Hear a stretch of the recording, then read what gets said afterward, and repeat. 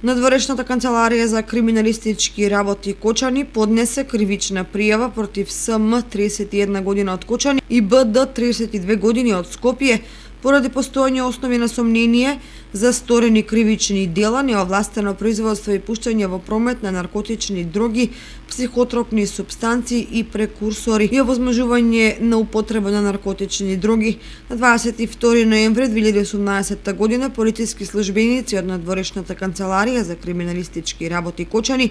при преглед кај лицето СМ во патничко возило Дачија пронашла и одзеле марихуана која ја купил од лицето БД, кој му возможил да уживаат марихуана на СМ и на НЈ 22 години од Кочани. При извршен преглед и претрес по издадена судска наредба кај БД и во патничко возило Volkswagen биле пронајдени одземени дробилка и марихуана.